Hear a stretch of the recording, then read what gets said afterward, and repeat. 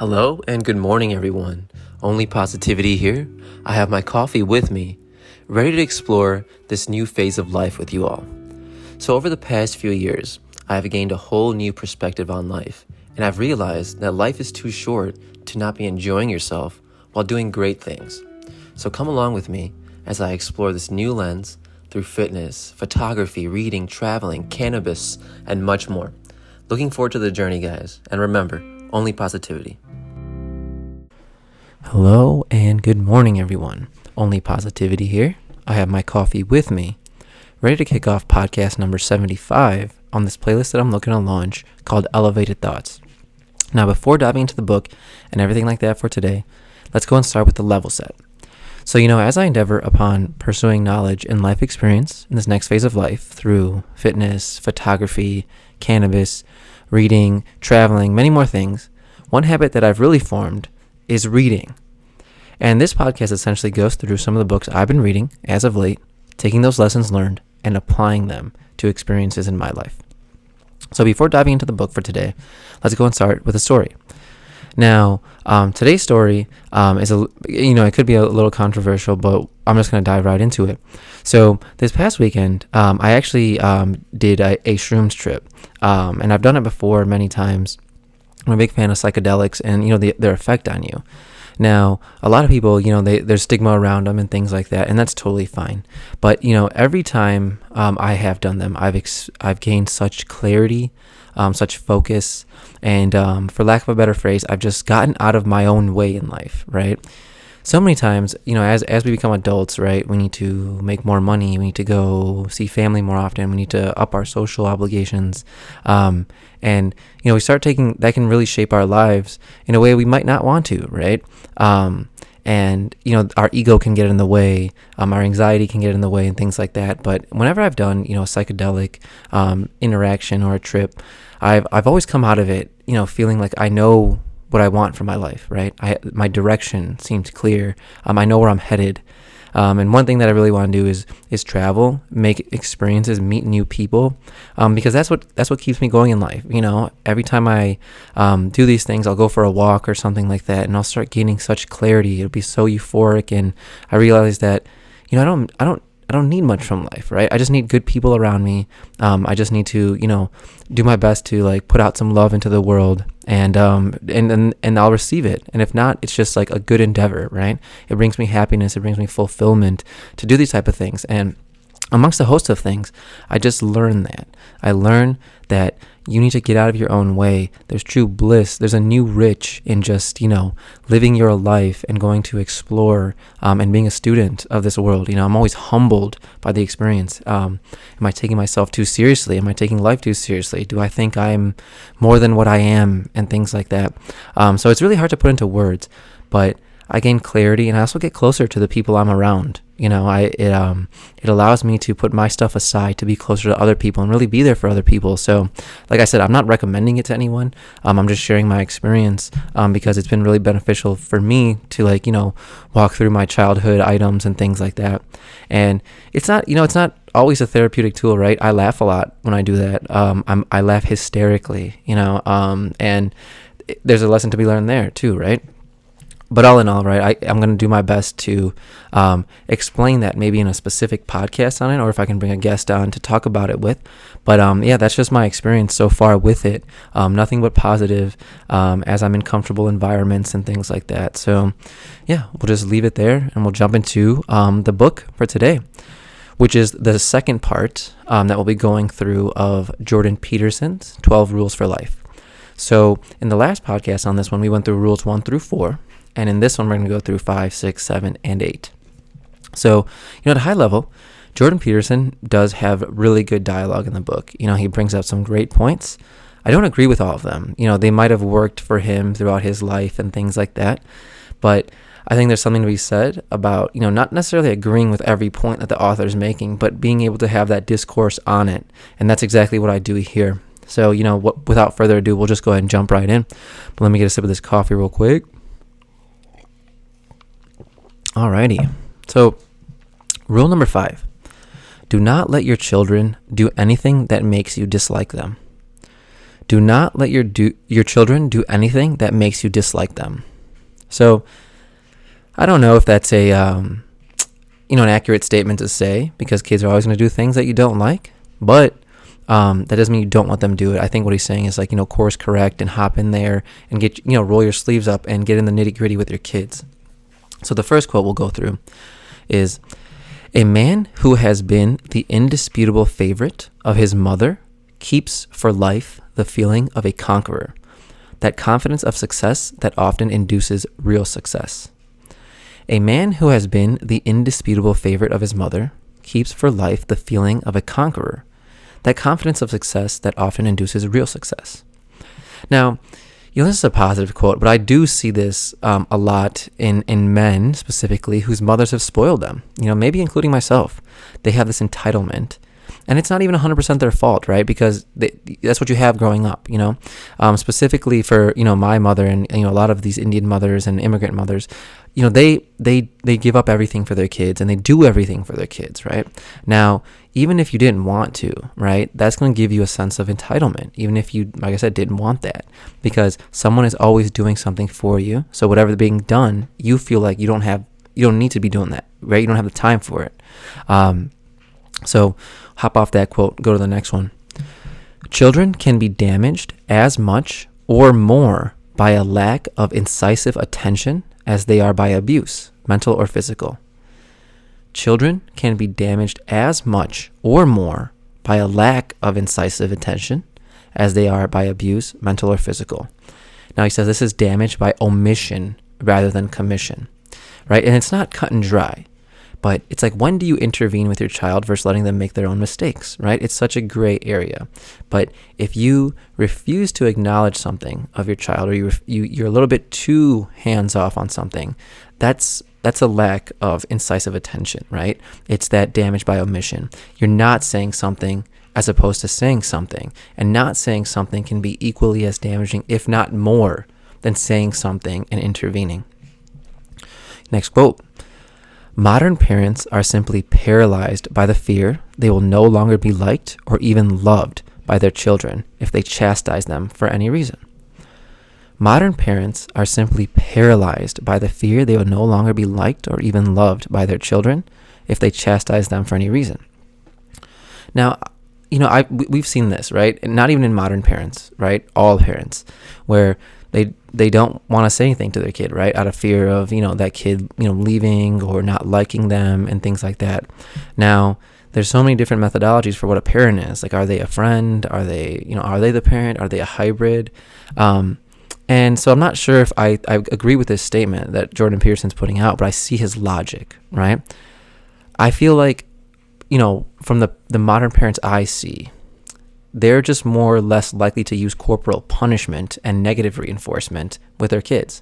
And there's something commendable about that, right? Growing up, I was corporally punished, right?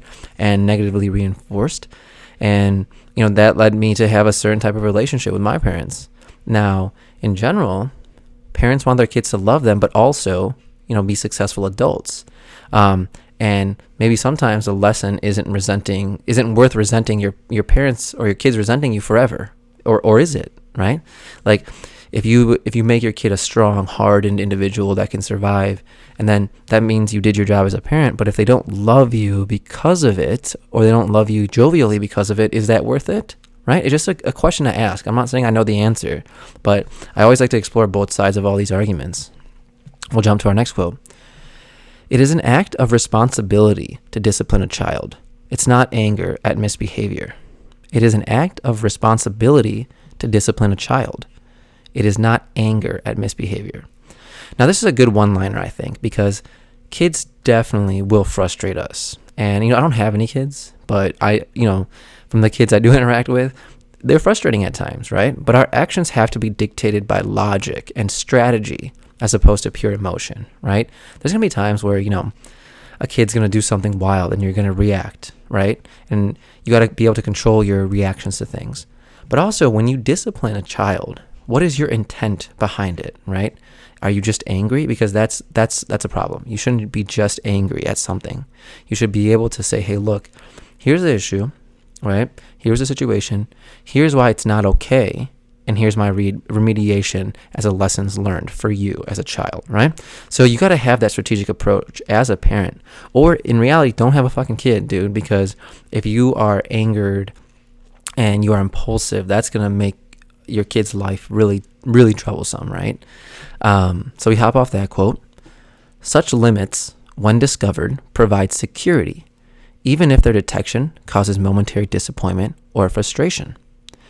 Such limits, when discovered, provide security, even if their detection causes momentary disappointment or frustration. Now, he's talking about the discipline, right? Because you're putting limits on your kids when you discipline them. And those limits can provide security, even if in the moment they don't like it. And like I said, through targeted discipline, a child is going to know their social boundaries with others. They'll start to develop a framework of which they can really, nurture their values, create a value set. And I will say, though, that majority of kids learn their behavior from their peers, right? And that's what Malcolm Gladwell said in his book. I believe it was Blink or Tipping Point. From with this whole Sesame Street example he uses, right? Like why kids weren't as prone to watching Sesame Street as they were to Blue's Clues, right? And he also, has experiments where they're in, peer groups with other little kids, and they tend to learn more and elicit better behavior when they're around their kids or mock that behavior. Now, that's why it's always interesting for me when a parent disciplines, right? Because kids can't relate to their parents. Their parents are significantly older. They have a different look, feel to them, a different thought process. So kids probably feel unrelatable when their parents tell them something. Go to our next quote. Anger crying and fear or sadness crying do not look the same. They also don't sound the same and can be distinguished with careful attention. Now here, Jordan Peterson is trying to put another person's kid to sleep. He says every time the child gets up, Jordan Peterson puts him back in the crib. And one time, Jordan Peterson laid his hand gently on the kid's back, and the kid started to relax. Now, I personally don't think that situation shook out that way, because, I personally babysit my nephew at times, and it's not that easy. It might be, right? But if a kid doesn't want to sleep, you're going to have to just wait it out. You're going to have to be with them. You're going to just give them what they need until they do. But I do agree with this point. After spending enough time with babies, you can tell what an anger cry is, and you can tell what a fear cry is, right?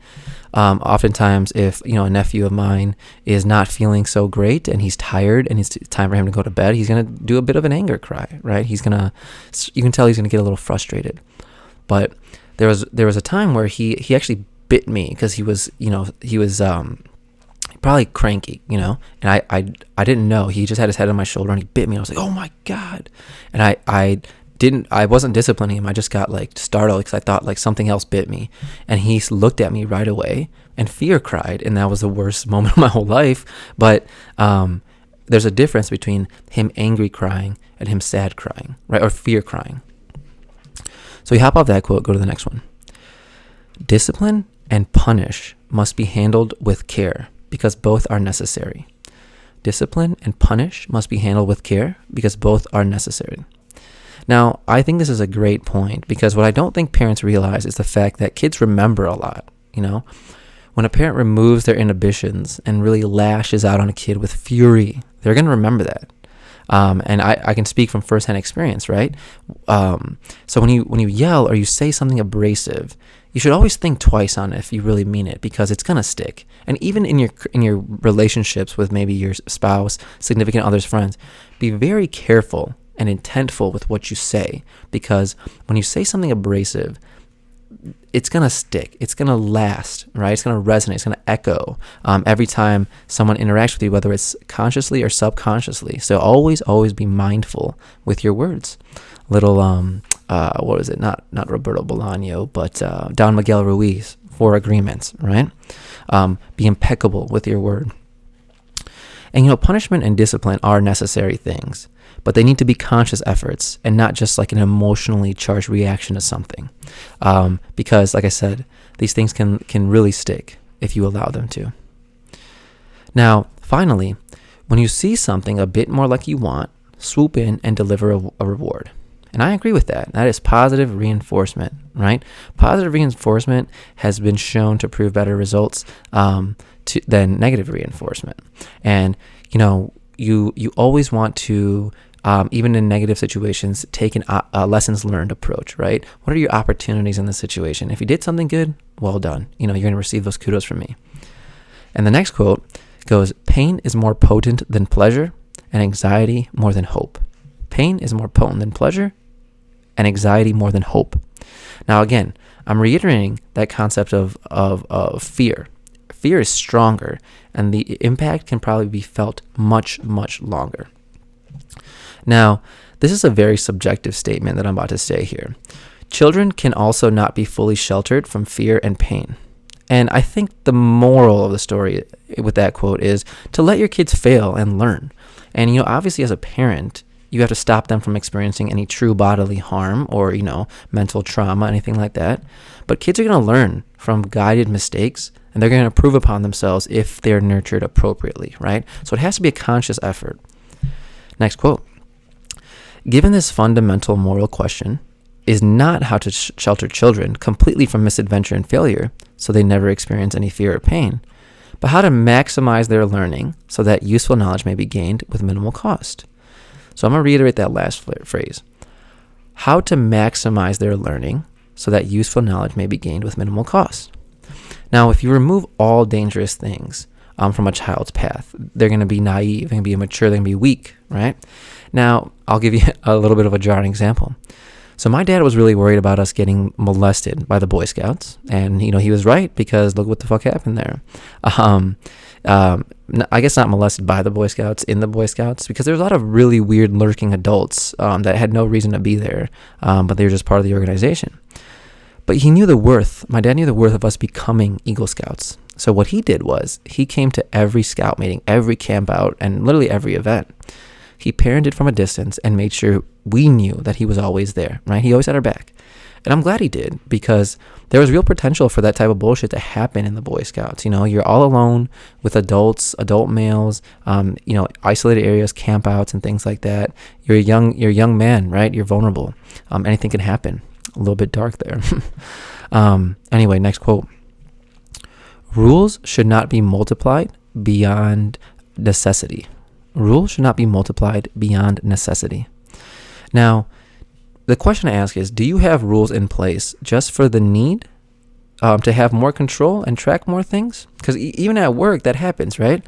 I asked my manager why he or she requests so many things that are metric related. Why do you need us to pull another data set? What do you need these for? It's just good to have that conversation, I feel. Now, my parents used to track my text messages. They used to check my iPass when I went on the highway. So, these rules that are put in place should not go beyond necessity, right? Did my parents need to check my text all the time? Did they need to check my iPass? Or was it just something maniacal where they like to have that little sense of control? So we hop off that quote. Be good company when something fun is happening so that you're invited for the fun. Be good company when something fun is happening so that you're invited for the fun. Now, I think this is a great little tidbit, right? As a parent, or even in life in a relationship, you don't want to place yourself in that disciplinary category, because what's going to happen is you're not going to be associated with fun. And you definitely want to be there for the fun parts, right? Be that parent who's associated with fun, because why else do you want kids if not at least to have some fun, right? Like these celebrations, I would love to, whenever I got a new accolade or something like that, call up my parents and go have some fun. But with them, it was always like, this is what you're expected to do, right? So that celebratory effort wasn't there until much later. So, I didn't associate them with fun. I associated them with discipline and, hard work and things like that, which is not bad at all. So we hop off that quote. Parents should understand their own capacity to be harsh, vengeful, arrogant, resentful, angry, deceitful. Now, this goes back to always trying to be objective with yourself, right? We as human beings, one thing that makes us human is that we have that capacity to be evil, right? So I have to know my tendencies. What triggers me, right? And when I do get angry, what happens? I know that when I get irritated, I become sarcastic. I start asking rhetorical questions and shit like that. And when I reflect on it, I realize, you shouldn't be doing that, right? Now, even if I were to discipline a child, right, I would know that, hey, I'm stronger, I'm bigger, I'm smarter than this kid. So I have a higher capacity to be harsh and vengeful and arrogant, resentful, angry. And I need to combat those things and put myself in a situation where I'm not going to experience those types of emotions, or if I do, know how to control them. Next quote. As a parent, you can't apologize when you're wrong and learn to do better. Okay, now that's a good one. Nobody is above apologizing. My family was one of those that, we really didn't apologize when something went wrong. And that can lead to a lot of resentment. But a lot of parents, even to this day, they refuse to accept that they did anything wrong. So when negative things happen in life, you're always the victim, right? Bad things are always happening to you. I make my mistakes too, but I do my best to analyze the situation and fess up to my mistakes in that situation. I try to say, hey, what could I have done better? Even if it was 100% not my fault. If I'm in a team effort, I'm going to ask how I can do something better. And if I do become a parent, I'm going to make mistakes for sure, but I'm always going to try to do my best. So what we do is we're going to hop off that rule number 5, and we're going to jump into rule number 6, which is set your house in perfect order before you criticize the world. So what that means is, I'll just report it one more time. Set your house in perfect order before you criticize the world. So the first one here is, life in truth is very hard. Now that's a very easy quote right there. But to me, that means don't throw stones, right? If you live in that glass house. Try your best to understand that we're all just out here trying to survive, do our best in life, and nobody really knows all the answers. And yeah, some shit, right, in life is going to be morally wrong, but I'm not one to judge or knock someone else on how they live, right? Because who is to say the way I'm living is the correct way, right? There's certain areas I won't align with people and I won't engage with people, but I'm never going to judge you because I don't claim to have life figured out at all. I'm a student. I'm trying to learn every single day and apply what I know. Next quote. But it is also possible to learn good by experiencing evil. A bullied boy could mimic his tormentors, but can also learn from his own abuse. Now, this is true for me, right? I know what I wanted out of life because of the things I know I didn't want out of life, right? Growing up in my religious environment, I knew I didn't want that. I'm not saying it was bad, but I knew that was something that wasn't for me. So what that meant for me was continue your search, right? You haven't found it yet. You've been learning, but you haven't found it yet. Now we go to our next quote. If it is her fault, she might be able to do something about it. If it's God's fault, however, reality itself is flawed and she is doomed. Now, this is one of my main issues with religion, right? Now, a lot of religious folk are going to blame their shortcomings on God, but then the question is, how do you become better, right? A lot of the aunties and the uncles I grew up with were this, right? They would do their ritualistic, devotion to the God, and if anything bad happened, it was God's fault, right? It wasn't theirs because they've been doing their ritualistic devotion. Now, it's an overgeneralized statement, but we are in control of our lives more than we think if we just change our mindset, right? If you're having issues in a relationship, if you're having issues with your job, issues in life, think about where you come into play. Think about the control you have in that situation. Don't just take a back seat, and because that's the easy route. You can say, oh yeah, it just happened to me, man. What could I have done? No. There's always something you can do in a situation. And like I said, that's a blanket statement, general. But you always got to have that analysis. And maybe you couldn't have done anything, right? But always ask. Next quote. Have you personally contributed to the catastrophes in your life? And that's exactly what I'm talking about. Like, are your outcomes in any way your fault? Whether they're good or they're bad? Or do you know the role that you play in your own life? Right? Let's talk about failed relationships. Was it the other person just being shitty and nothing to do with you? And I've literally done this, right? Thrown everything on an ex, thrown everything on like another person, and realizing later that it was not the right way to do things after years of lying to myself. And something I do now is, I used to do that, right? And I still try to go back from years and years and years ago and apologize to people if I've ever, done that to them. Some people, that type of conversation reopens our friendship. It rekindles it. Some people are like, I'm good on you now. And I'm like, I get it, bro. I totally get it. And that's one thing that I have to come to terms with is that, I did have my flaws in the past and I came to fruition. I did some, soul searching and, I really changed my life.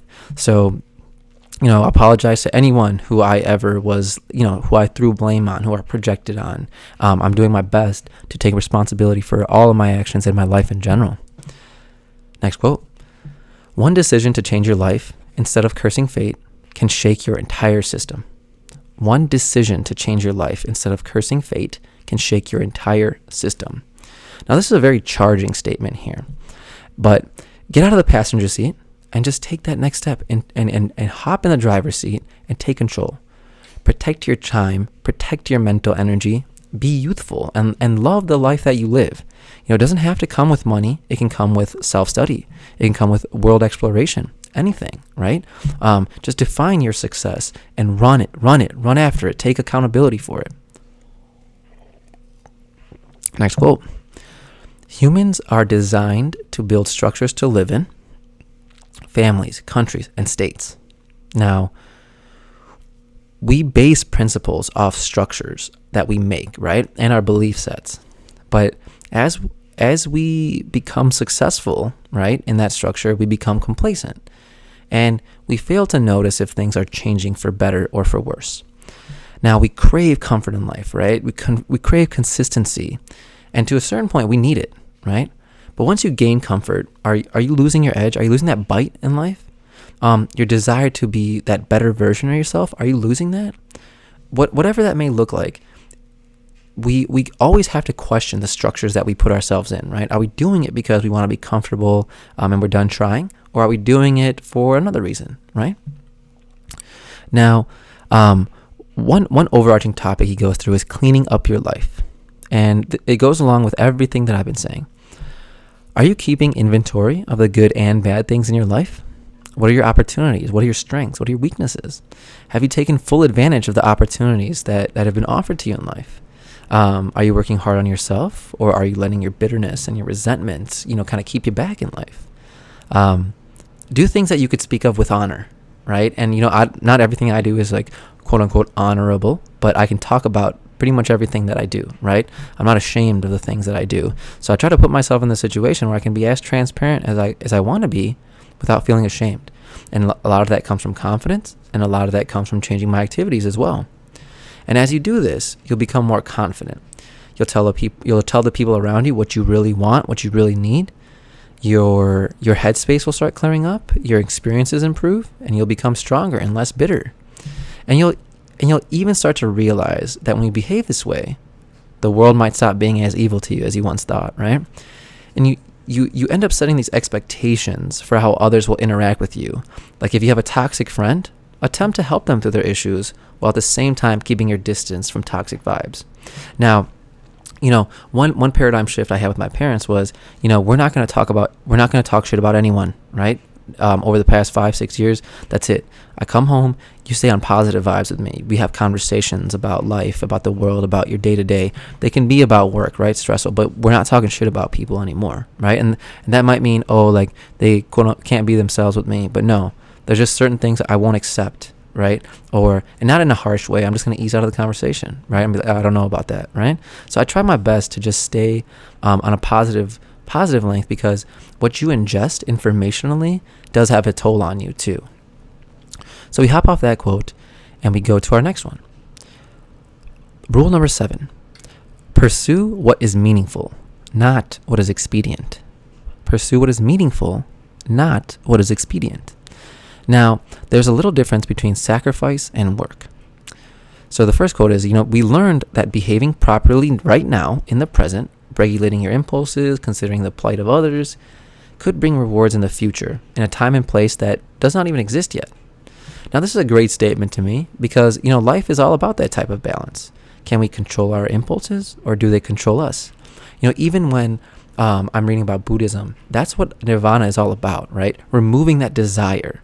controlling your emotions, controlling things like that, because when you control yourself, you can achieve that peace, you can achieve nirvana. Now, take a deep breath, right? Take a deep dive, look inwards.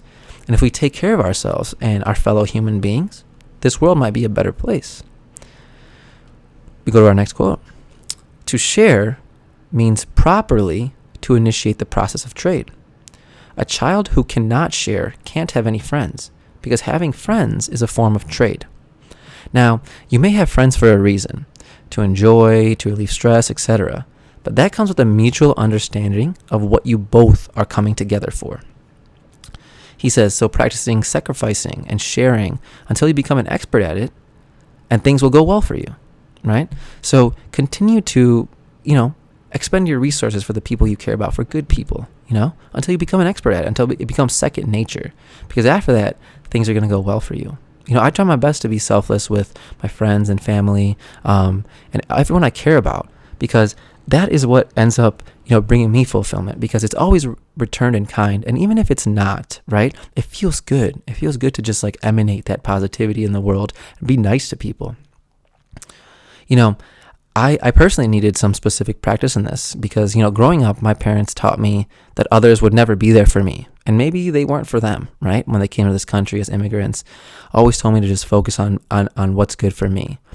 And so that's what my life ensued, right? I didn't have good friends growing up. I thought that friends didn't have any worth.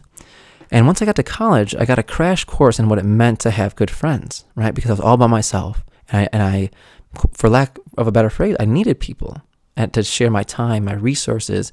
And I really want to be there for these people. And Jordan Peterson says, the successful among us delay gratification. They bargain with the future. And this is a tough balance, right? Because you always want to live in the moment, but you also want to plan for the future.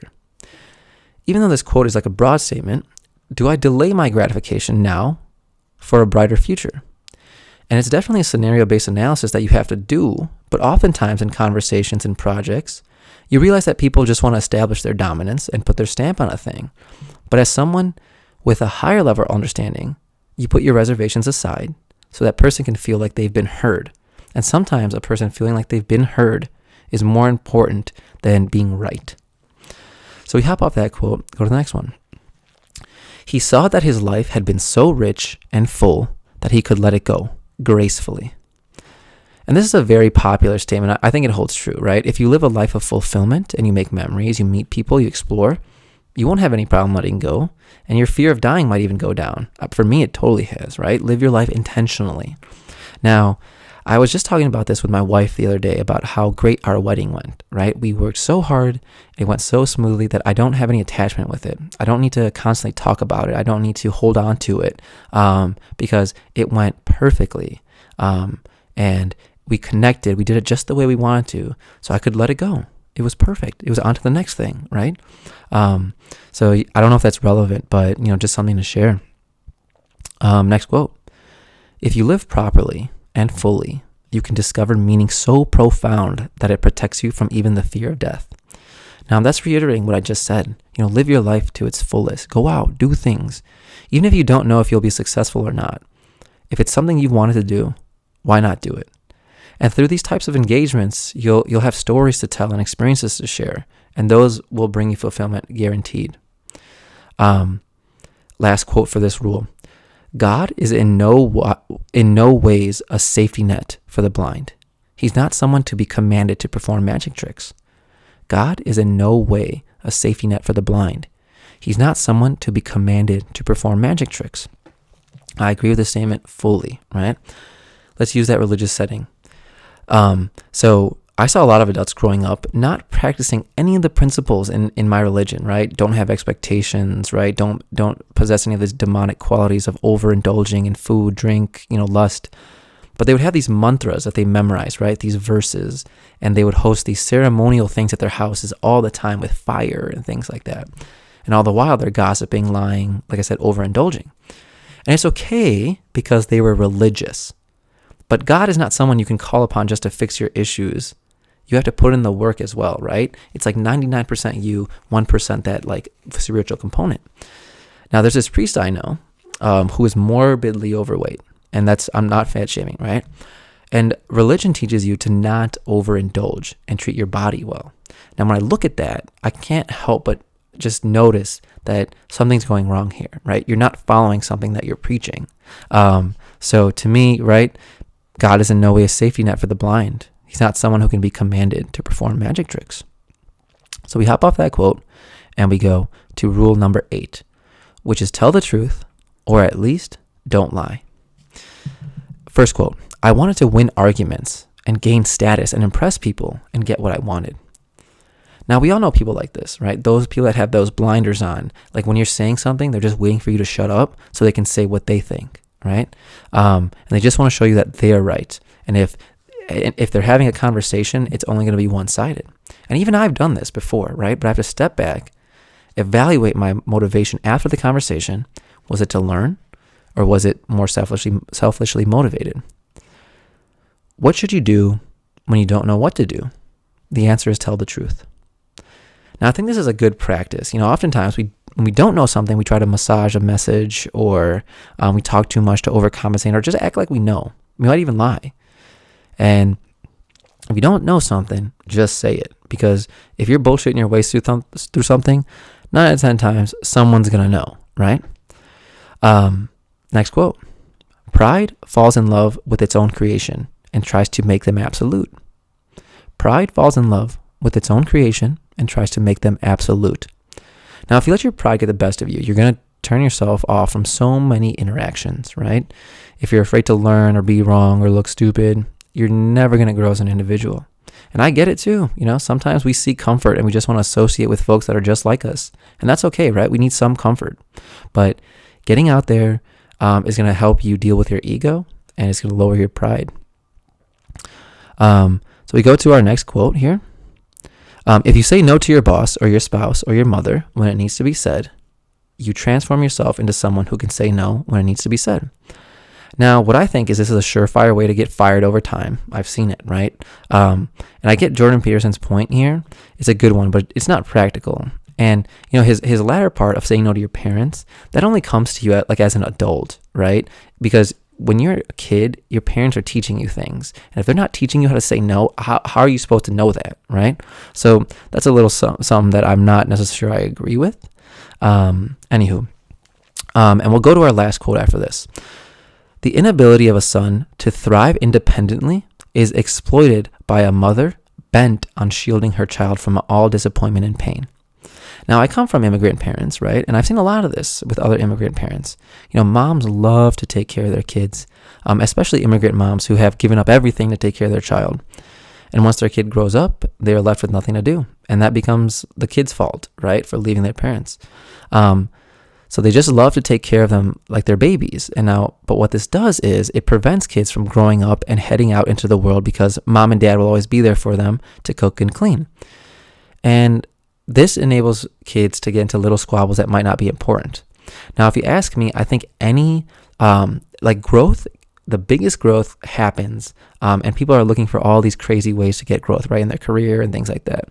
I think you're going to grow so much from moving out of your parents' house, paying your own rent, paying your own bills, and living in your own space. I recommend anyone live in their own space because it's going to really trim a lot of bullshit out of your life. And that is all I have for today. So I hope you all are enjoying the podcast. Feel free to leave me any feedback. And remember, only positivity. Thanks, guys.